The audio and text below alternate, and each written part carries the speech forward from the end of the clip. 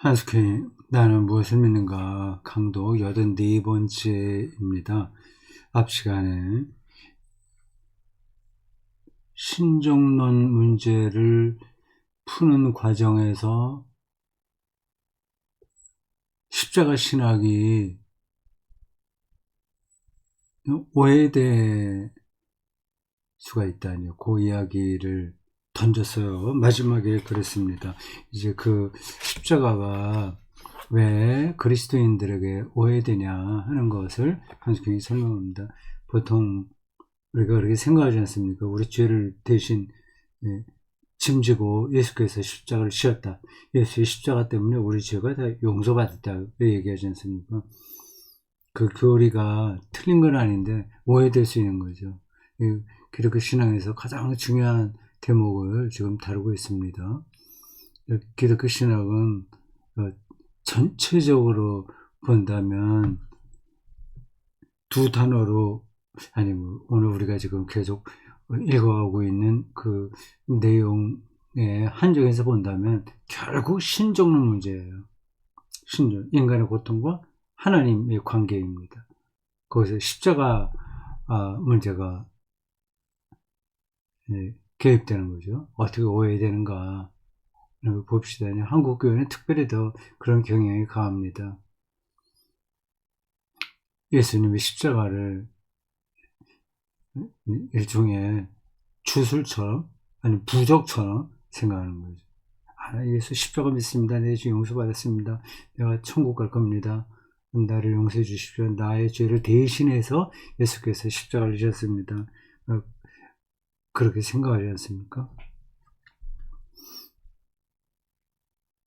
십자가에 처형된 사람에 관한 구원의 말씀이 오늘에 이르기까지 비그리스도인들에게, 불자들만이 아니라 무슬림들에게도 큰 도발이라는 사실에 대한 의식이 많은 그리스도인들에게 없어진 것이 분명하다. 우리와 형제라고 할 수 있는 이슬람 교도들에게 십자가에 죽은 그 자가 이제 구원이라고 하는 말이 잘 들리지 않는 거죠. 그리스도교 관점에서 유대교는 조금 그래도 가까운 형제라고 한다면, 무슬림은 조금 좀 한 걸음 더 비껴선 형제라고 할 수 있습니다. 다 같이 그 유일신 하나님을 섬긴다는 점에서는 같은 형제들이죠. 우리가 일반적으로 생각하고 있는 예수 그리스도의 십자가로 인한 우리 죄의 용서와 구원이라는 말이 무슬림들에게 잘 설득이 안 된다는 겁니다. 그렇지 않다면 2009년 독일의 한 추기경과 한 개신교 지도자가 독일에서 태어난 이란의 존경받는 작가이자 이슬람 학자인 네비드 케르마니아와의 헤센 문화상 공동 수상을 거부하지는 않았을 것이다. 그런 일이 있었군요. 이슬람 학자와 같은 실상대에 서지 않겠다는 거네요. 그들이 거부한 이유는 십자가에 달린 예수를 표현하는 것은 하나님 모독이며 우상 숭배라고 게르마니가 비판했기 때문이다. 근데 왜 그렇게 비판했는지를 좀 더 알아보고 어떤 대화의 가능성을 찾아야 되는데, 저 친구들은 예수 십자가 부정에 아예 상대하지 말아야지 그랬던 것 같아요. 상당한 학자들인데도 그런 좀 어떻게 보면 자기 확신, 어떻게 보면 또 독선 이라고 할 수 있네요. 신학교육을 받은 두 그리스도인은 추기경관, 카톨릭 추기경관, 개신교 지도자라고 하니까 신학 전문가죠. 이 두 사람은 이미 사도 바울이 십자가에 관한 말씀은 유대인들에게는 네, 십자가에 관한 말씀이 유대인들에게는 걸림돌이요, 그리스 이방인들에게는 어리석음이라고 특징 지은 고린도전서 1장 23절 말씀을 상기했어야만 했대. 그게 당연하게 그들에게는 그렇게 들리는 거예요. 십자가 죽음에 대한 역사적 배경을 제가 설명하지 않겠습니다. 유대인들에게도 이거는 버림받은 자, 신으로부터 버림받은 자에 해당하는 죽음입니다. 로마인들에게는 더 말할 것도 없고요. 지금은 우리는 그게 구원론의 핵심이 되었기에 일종의 종교적 낭만 수준으로, 표현이 좀 적절하진 않은데 자리를 잡고 있지만, 본래 십자가 죽음은 이건 완전히 저주받은 겁니다. 유대인들에게도 그렇고 이방인들에게도 그렇고 당연히 이슬람 교도들에게도 그런 거죠. 신학 교육을 받은 두 사람은 바울이 고린도전서 1장 23절에서 한 말을 기억했어야 됐다. 또한 로마인들에게는 십자가에 처형된 사람에 관한 구원의 말씀이 나귀처럼 우직한 멍청이의 메시지로 여겨졌으니 이는 십자가에 달린 사람을 최초로 표현한 그림에 드러난다. 최초의 그림. 3세기에 황제의 궁이 있던 로마 중앙 언덕에 새겨진 이 풍자화는 십자가에 달려 고통받고 있는 사람의 머리를 나귀 머리로 그렸고, 조롱한 거죠. 그 밑에는 무릎 꿇고 있는 사람 하나와 그림 제목 사마, 낙서까지 끄적거려 놓았다. 알렉사메노스가 자기 신을 경배한다네. 요건데 십자고상 조롱이다. 그게 일반적이었어요. 십자가에 죽은 자를 신으로 섬긴다는 게 나귀를 섬기는 거나 마찬가지라고 풍자할 수 있을 정도로 이상하게 보였던 겁니다. 지금 우리 기독교 교리 안에서 자리를 잡은 게 그렇게 당연한 게 아닌 겁니다. 그건 어떤 신앙의 우여곡절을 거쳐서 새로운 차원으로 예수님의 십자가 죽음이 들어 올림을 받은 거예요. 그렇다고 해서 예수님의 십자가 죽음이 좀 아무 의미가 없다는 게 아닙니다. 우린 구원의 길이라고 믿어요. 다만 이제 그게 오해되지는 말아야 된다는 거죠. 고백하자면 나의 서재와 거실에는 아름다운 그리스풍, 그리스도 이코는 걸려있지만 십자고상은 없다. 이콘이요, 그리스도 이콘, 아이콘이라고 보통 우리에게 알려져 있는 거죠. 어떤 상징하는 그림을 가리킵니다. 아이콘, 무엇의 핵심을 딱 집어서 묘사한 그림들이죠. 그러나 이콘은 한스킹 저기 서재에 있는데 십자가 고상은 없다. 그거는 이건 좀 특이한 상황입니다. 가톨릭 신자들 집에는 다 그리스도 십자가 고상이 있습니다. 신학 교수까지 했던 사람이 가톨릭 신학자로서 십자가 고상이 저기 사재 없다는 건 특이해요. 굳이 그렇게 하지 않아도 되는데 왜 그랬을까요? 재밌습니다.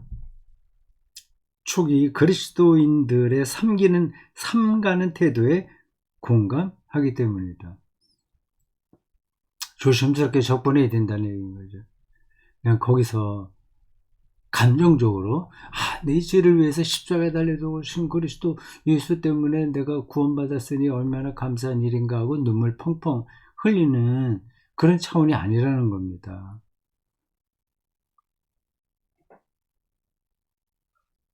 처음 3세기 동안 사람들은 예수를 수염 없는 젊고 착한 목자로 표현했다. 그런가요? 그걸 제가 잘 몰랐습니다. 십자가 고상 그게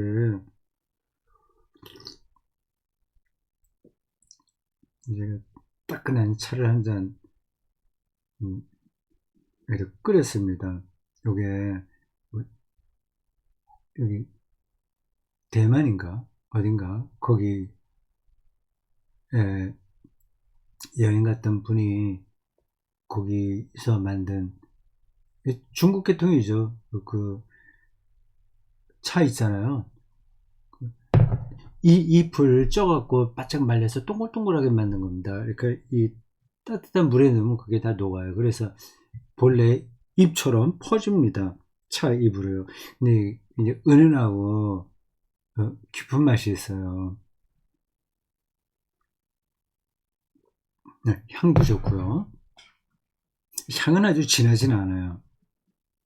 있습니다. 은근하게 향이 나고 향보다도 그 식감이라고 하나요? 입 안에서 우러난 차 맛이 은근합니다. 제가 차 전문가라면 이 차는 몇 년도에 어느 지역에서 만든 거다. 그 해에는 태양 그 여름이 얼마나 길었고 하여튼 그런 상황까지 다 파갈 수 있겠죠. 그럼 완전히 도사가 되는 건데요.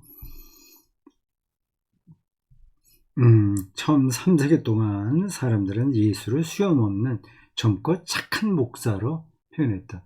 근데 그러다가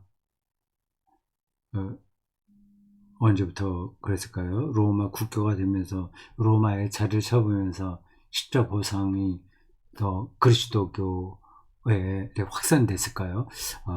요 잘 몰랐던 얘기입니다. 십자가에 달린 사람을 표현한 현존하는 가장 오래된 그림 둘은 5세기 것이다. 로마의 국교가 된 이후로 한참 흐른 다음이네요. 304세기 후반기에 국교가 됐죠. 공인받은 것은 4세기 초반이고요. 근데 5세기니까 상당히 후대예요. 그런데 그리스도를 고통받는 인물이 아니라 승리자 또는 기도하는 자로 표현하고 있다. 후기 고딕 높게 이렇게 첨탑 만들고 하는 고딕식이요. 고딕이 비로소 십자가에 달린 자의 고통을 지배적 주제로 삼았다. 가장 충격적인 십자가의 형 그림은 종교개혁 직전 마티아스 그린네발트가 유명한 화가입니다. 마티아스 그린네발트가 프랑스 콜마의 이센하임 성당 날개 제대에 그려 넣은 것인데 나는 자주 찾아가서 그 그림을 괄호 열고 그것과 한짝인 부활하신 분의 몸을 비길 데 없이 영신화하여 영신화 이거 표현이 딱 와닿지 않습니다. 몸이 변화된 영신 영적으로 변화된 것으로 표현한 그림과 함께 마음속 깊이 새겨 넣는다. 이 그린네발트의 그림이 아주 유명합니다. 칼바르트도 이 그림을 설명한 적이 있는 것 같은데요. 자기 서재에 있다고 했던가 그런 칼바르트의 글을 읽은 기억이 있습니다. 한스킹도 그걸 직접 가서 봤군요. 오늘날 우리는 예수의 치욕스러운 십자가 죽음에 좀 더 세심하게 접근해야 한다고 나는 생각한다. 감상주의적으로 접근하지 말라는 거예요. 혹은 주술적으로 접근하지 말라는 겁니다.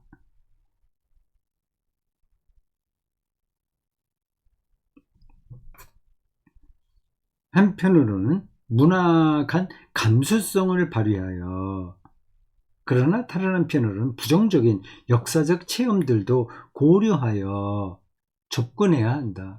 그 십자가 죽음, 그것이 전체 신학과 예술 이런 데에서도 지배적인 자리에 오르게 된 데에는 역사적 배경이 있다고 하는 겁니다.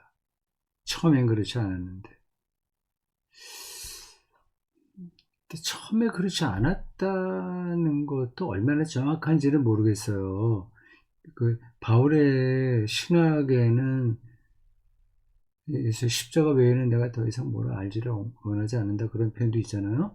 예수 십자가 죽음이 바울에게서 한 번도 약화된 적은 없단 말이에요. 뭐 부활이 없으면 뭐 우리가 가장 어리석은 사람이다, 그런 얘기도 있고요. 십자가 부활이에요. 십자가 죽음이 초기 그리스도교에서 강조되지 않았다는 얘기는 아닐 겁니다. 이제 그 맥락을 잘 살펴서 우리가 그거를 말을 해야 되는 거죠. 사실 나는 한탄스럽게도 교회의 역사 안에서 사람들이 흔히는 십자가를 마구 다루었다는 사실을 묵과할 수 없다. 심지어 뭐 가톨릭교에서는 어떤 축기 의식을 거행할 때 뭐 십자가를 갖고 들고 다니거든. 십자가상에 이렇게 긋기도 하고요, 성호 긋기도 하고 하잖아요.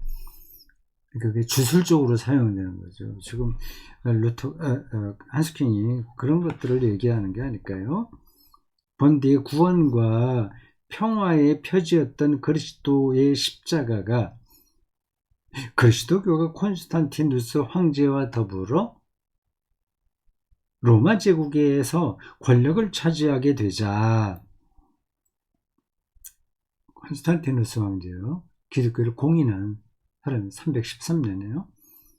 특히 군인, 정치가 종교재판관들에게서 갈수록 전투와 승리의 표지가 되었다. 네, 콘스탄티누스 황제에게 그런 경험이 있었다고 하잖아요.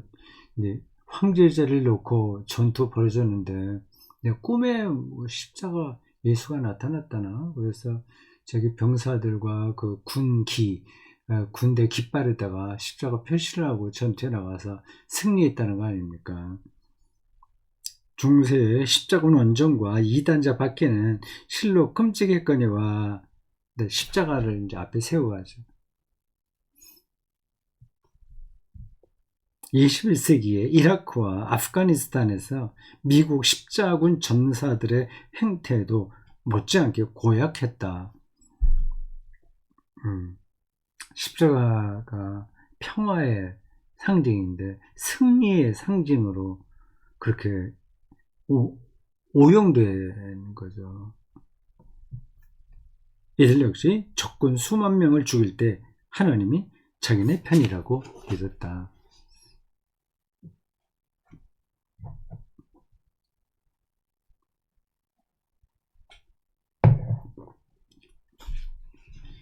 그리하여 슬프게도 십자가 추종이라는 개념 역시 좋지 않은 소리를 듣게 되었다.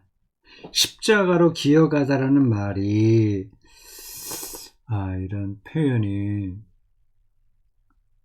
독일 문헌 어디에 나오는가 보죠. 근데 우리는 생소해요. 십자가로 기어가다라는, 근데 느낌은 뭔지는 알겠죠. 십자가로 기어가다라는 말이 오늘날 주장을 굽히다, 자신 없어 하다, 양보하다, 말없이 굴복하다 등을 의미하게 된 데에는 이른바 경건한 사람들의 책임이 작용한다. 경건한 사람들은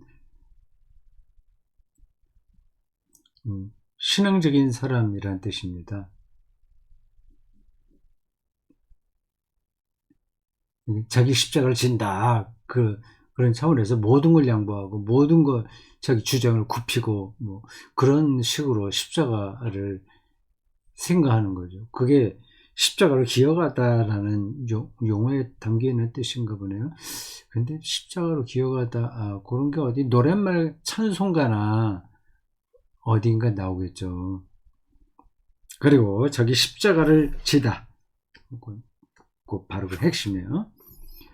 이 말 역시 많은 사람들에게는 굴종하다, 수동적으로 참다, 주눅들다, 아무것도 요구하지 않다, 부은을 속으로 사귀다 등을 의미한다. 대단히 소극적인 삶의 태도를 가리키는 거죠. 오해되는 거예요. 그러므로 십자가는 전사와 권력자들의 표지일 뿐 아니라 유약한 자들과 위선자들의 표지이기도 했다. 서로 상반되는 관점의 표지로 오해된 거죠. 이 사실을 이미 젊은 시절에 니체는 역겨워했다. 그리스도교는 생명의 의지가 박약해. 그렇게 비판한 거죠.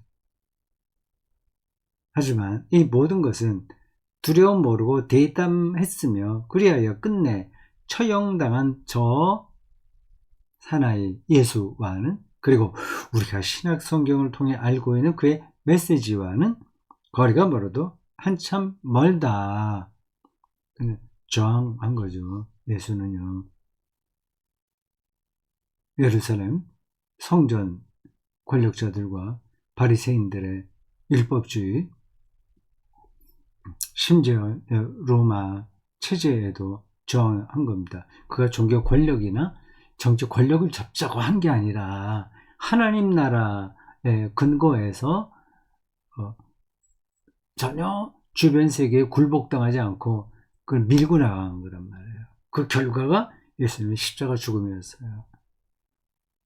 그러니까 어떤 전쟁에서 십자군 전쟁처럼 승리의 표시, 아니면 나약하고 굴종적이고 소극적인 삶의 표시가 아니었다는 겁니다. 한참 멀다. 그러나 그리스도 교회에는 십자가 설교와 관련해서 상당히 미묘한 오해가 세 가지 더 있는데, 세 가지, 앞에서 두 가지 얘기했는데, 오늘날에도 부정적 영향을 끼치는 이것들과도 나는 거리를 두고자 한다.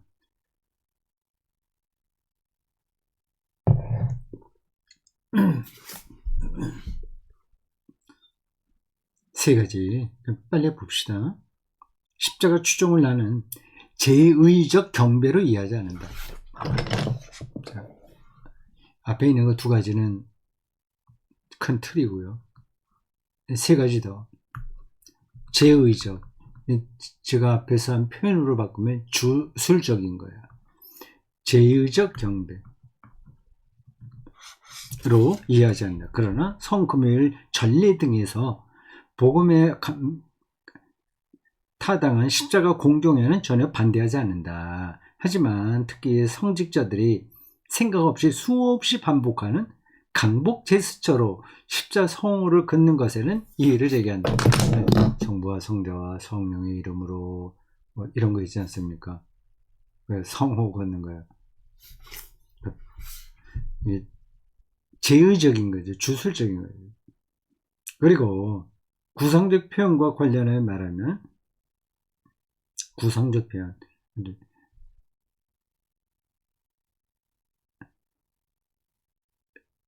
어떤 그 예술적인 그러한 표현과 관련해서 말하면, 고득 양식의 대두까지 그리스도교회의 첫 천년기의 사람들은 앞에서 언급했듯이 십자가에 달린 분을 구체적으로 묘사하는 일을 삼갔다.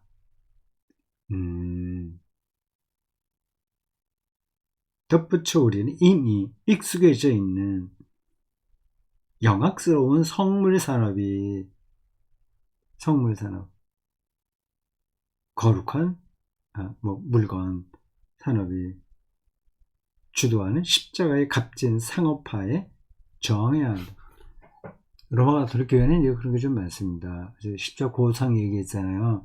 모든 가톨릭 교인들 가정에는 십자고상이 있습니다. 뭐 성모 마리아상도 있고요. 그게 거의 사업체처럼 될 수도 있죠. 물론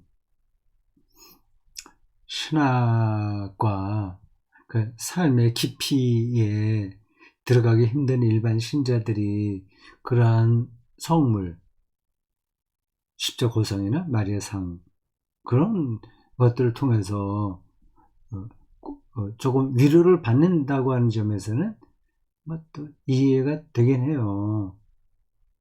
근데 그게 제의적, 주술적 단계까지 나가게 되니까 좀 문제가 있는 거죠. 어쨌든 이 한스킹은 좀 까탈스러운 사람이긴 합니다. 이런 것까지 자기는 신학에 근거해서 분명하게 거절 의사를 표현하네요. 그러니 가톨교회 그 주류에서 볼 때 기분 좋을 리는 없죠. 십자가 추종을 나는 신비적 동일시로 이해하지 않는다. 두 번째는 신비적 동일시.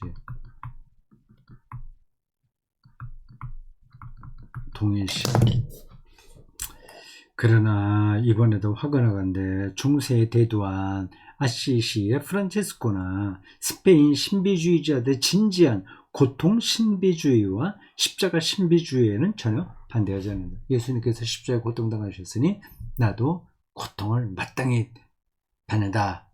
그래서 자기의 고통을 예수 그리스도의 고통과 신비적으로 일치하려는 그 운동, 신앙운동이었습니다.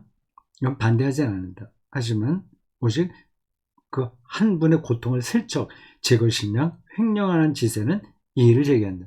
툭하면 예수님의 십자가를 내가 지는 거야. 이런 식으로. 바울도 그 비슷한 표현을 하긴 했는데 이런 맥락하고 다른 겁니다. 십자가의 남은 고난을 내 몸에 채운다. 뭐 그런 표현이 있죠. 어딘가요? 여기에는 삼가는 마음가짐과 십자가에 대한 정의감이 결여되어 있어. 경외감이 십자가에 대한 경외감이 쉽게 자기와 일치시켜 버리는 거니까요. 한탄스럽다. 특히 고약한 사실은 가슴에 십자가를 들이운 로마의 최고의 성직자들이 의리한 전례에서 최근에 전통적인 목자 지팡이를 십자고상을 붙인 지팡이로 교체한 것인데 그 지팡이를 자기네 앞으로 내밀 때의 그 호화 찬란함 속에서 그들의 마치 제2의 그리스도인 듯하다. 그렇게 바꿨군요.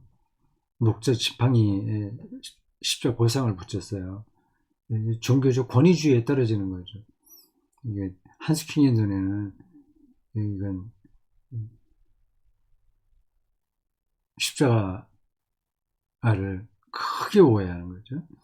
끝으로 나는 십자가 추종을 글자가 들어 글자 그들의 모방. 예수님과 같이 똑같이 십자가 고통을 당할 거야. 글자 그대로의 모방으로 이해하지 않는다. 나는 랄프 톨스토이나 마틴 루터 킹 같은 위인들을 존경한다. 그들은 소유와 폭력을 포기함으로써 본보기인 예수를 실제로 추종했고 그리스도인 행실의 분명한 방향을 제시했다. 톨스토이도 무저항 철저하게 실천했잖아요. 하지만 십자가 추종을 실증하기 위해 스스로 애써 고통을 찾는 제 몸에 채찍질하는 괄호 열고 사기인 경우가 드물지 않은 기적이나 성흔 어디 뭐 자기 손바닥에 구멍이 뚫렸다거나 흔적 예수의 흔적 십자가 흔적이 나타났다고 떠벌리는 사람들이 있거든요. 그런 거 이제 예찬 이르기까지 예수 흉내는 반대한다. 예수 흉내내는 건 반대한다. 나는 코누스 로이트의 테레사 수녀의 5상도 5가지 상도 그게 나타났나요? 테레사 수녀의 5가지 모르겠습니다. 내가 개인적으로 잘 아는 비호 신부의 5상도 믿지 않는다. 5가지의 상처가 있다는 거잖아요. 예수 자신은 고통을 찾지 않았고 오히려 고통이 그에게 강요되었다. 일부러 그를 흉내낼 필요는 없는 거란 말이에요. 예수님께서 40일 금식 기도했다고 해서 나도 40일 한다. 이런 게 조금 웃기는 거죠. 나는 인간이 특히 고통 안에서 가장 하나님께 가까이 있다는 말을 믿지 않는다. 그렇다면 천국을 지옥으로 만드는 것이라 하겠다. 일부러 고통을 받을 필요는 없는 거예요. 이렇게 십자가 추종이 경배도 동일시도 모방도 아니라면 그렇다면 도대체 무엇인가? 십자가 추종은 어찌해도 바꿀 수 없는 상황에서 나에게 닥치는 고통, 어쩔 수 없는 고통을 견뎌내면 의미한다. 그리스도의 고통의 상황에서 견뎌낸다. 그럴 때 그게 하나님을 더 깊이 이해하는 좀 기회가 되는 거죠. 일부러 흉내내면서 하는 거는 웃기는 거죠. 네, 여기까지입니다.